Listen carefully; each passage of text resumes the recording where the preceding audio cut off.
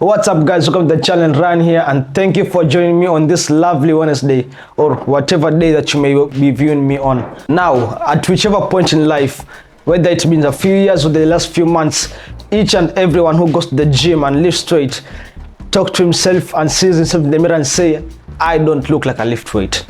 Like, in fact, I just did it this morning because I just went to the mirror and checked myself out and I was like, I don't look like I lift weight. And come on, okay, that's normal for bodybuilding and weightlifting and going to the fitness parlors of love. It's a mentally challenging thing. Well, maybe it can be genetics, or maybe you're just big enough and just being unfair on yourself, or maybe they are just the 10 reasons why you don't look like you lift weight. So number 10 is that you're too obsessed in being lean. Now this is a difficult one getting into because I totally believe that you can build weight while being in a calorie deficit, and not weight but muscle. But now you must be intelligent with it, at least have a trainer who knows about it, who can take you through it. But anyway, some of us are just being very afraid to put on any ounce of fat into their body, or just like not seeing the abdominal muscles in any point of their life. Like, to be big, sorry to say this, you just have to forget about your abs for the few months that you're there. Like, all of us know, even the professional bodybuilders do it. At one point in life, you'll bulk up and you'll cut down. When you cut down, your abs are there. When you bulk up, you look big in a jumper.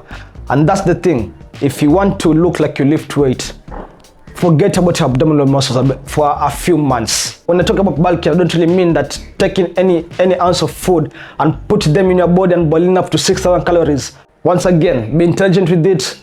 Seek a person who really knows what he's talking about. Me, I know, I just know a little bit of what I'm talking about. I just simplify for you people to understand it. But if you want the real deal, go for the specialist who can really take you through the nutrition and also build weight as you build, and also gain fat at the same time, and also looking massive in a jump, look like Bane from the Batman, was it Batman Returns or Batman's what? But still, you look good in a jumper.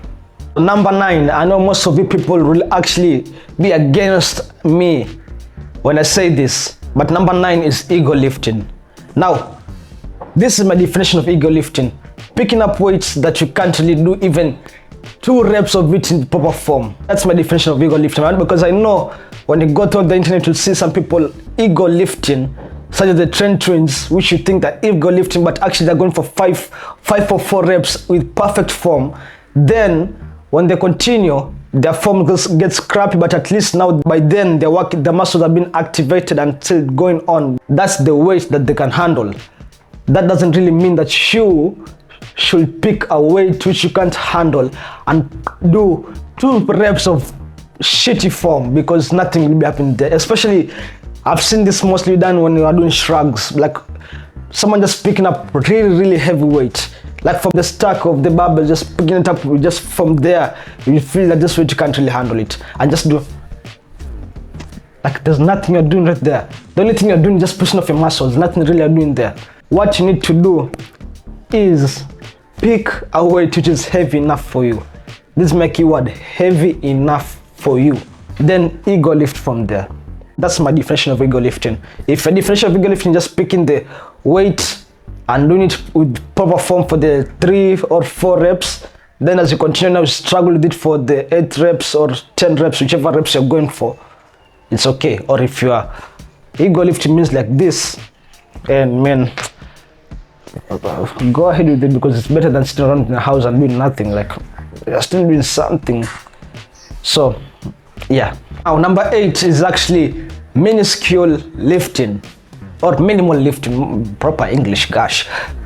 Minimal lifting. With that, I can speak from experience for myself. I started going to the gym by February. Right now it's like how many months? 5 months, 4 months, I don't know. Still, when I look at my graph, the way I'm lifting, it's going up, but eventually it goes up. Like, for example, squats. I started going to the gym when I could only do 2.5 kg on each side plus the whole bar. That was my heaviest set weight of squat that I was doing. By now I'm doing like 125 pounds, I think. Now recently I walked in with a group of, let me say, adults people, and surprisingly I was doing more than them. Like, for me, I'm pushing myself I know my weight is 125, but I just add like 2 extra pounds on it to push myself, because I know I must get better than where I am right now. For them, they say, nah, I won't lift. Just leave it there. Now I'm asking myself, how long have you been? I ask them, how long have you been training? And they tell me like for 6, 5, 3 years. And I'm like, okay, do you have any knee injury or anything?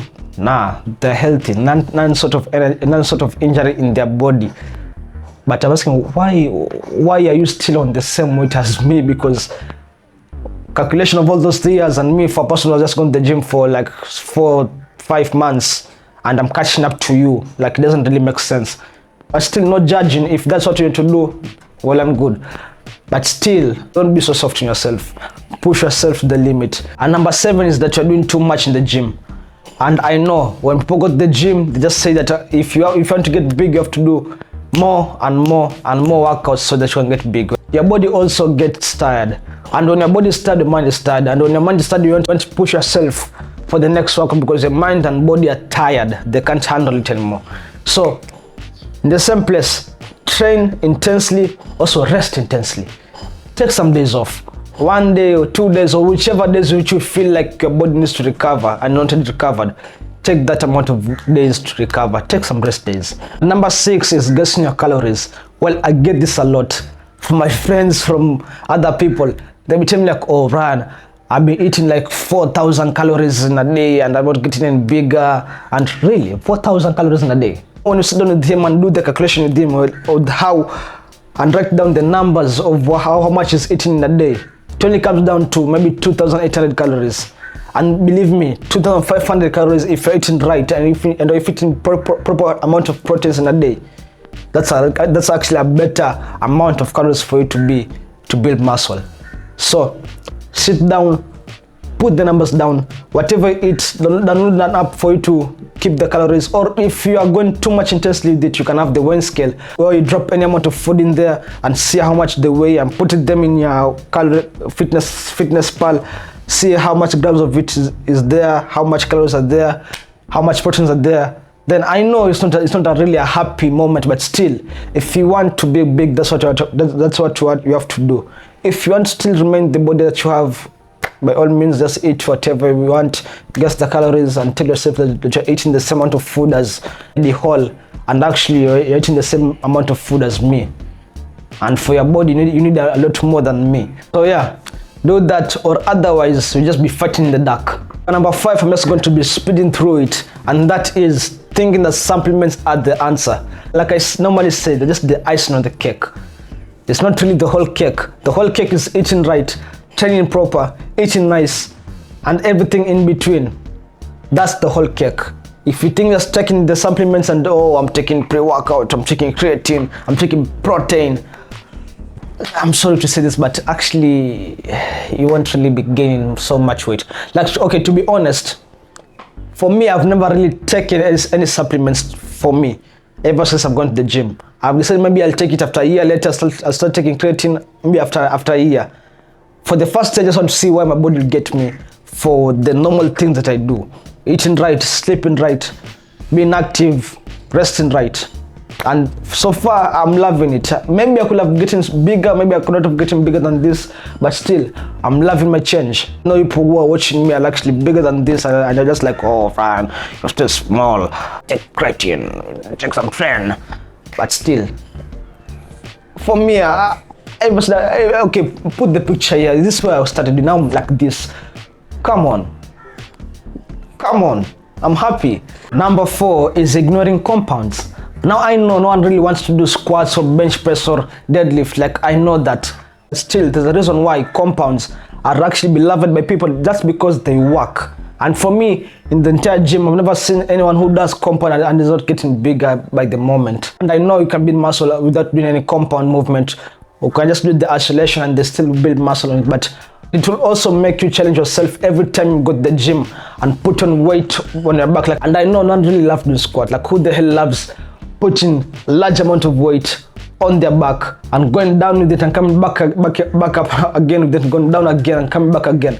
No one really loves that. Still, if you continue doing it, it will actually bring competition for yourself, and you'll also look forward into it, because you can only build muscle so far, because you'll actually hit a plateau at some point. Doing that, if you're doing compounds, it will actually help you in strength training and tell yourself, okay, I did this much today, and I did this much today, and this much. As you continue growing, your strength is being built up, your muscles also being built up without even you noticing, and also look at the mirror and just like, wow, I'm doing this, I'm looking really nice. And yeah, don't ignore compound movement. And I know people say, oh, injuries, Ryan, what about injuries? No, if you warm up, and also if you warm down properly, and also don't put too much weight that you can't handle, you will actually be good with yourself. That's talking about if you don't have any sort of injuries before or outside the gym. Just be smart with it. I don't know which number I'm on right now. Is it number 2 or number 3? Still, have goals. Whether they're realistic or unrealistic, just have them. For other people, they just want realistic goals, and that's a good point. Like, I want to look like this guy. Yeah, I can achieve that. Okay, push through it. For me, I have an unrealistic goal. I want to look like Baki, this guy right here. I want to look like him. Is it realistic? No. But will that stop me? No. Like, who doesn't want this body? And I'll keep on training till I reach that body. If I reach that body, or even halfway with that body, I want to do it. And that just keep you mentally focused. This is the mental game. Have goals, realistic or unrealistic. Just have a waypoint there. Like, what did Manic Mike say? If you don't know what port you're sailing to, how do you know what wind is favorable? Come on, baby. What the fuck? What does it mean? Exactly. Whatever it meant, that's what I mean right now. But also, if you just want to cruise through it, it's also good for you, because once again, it's better than doing nothing. But if you want to look like you lift weight, follow my advice. Have goals, realistic or unrealistic. Just do them. Okay, for the last one, and I know this is actually going to piss many people off, and that is genetics. Like, to be honest, just some people are just suited to be a fat guy, some people are just suited to be a small guy, and no reason to blame anyone for it except your parents.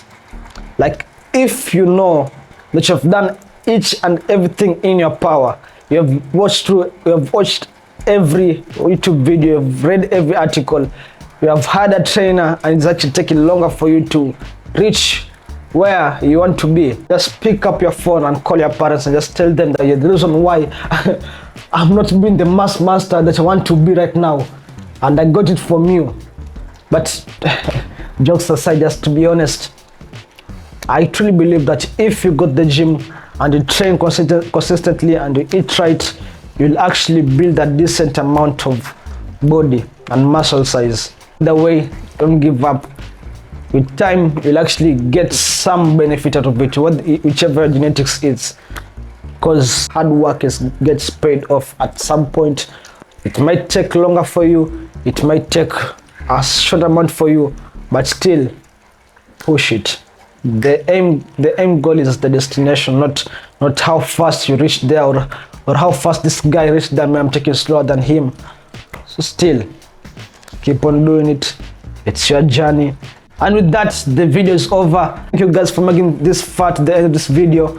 I appreciate you as always. And once again, bye.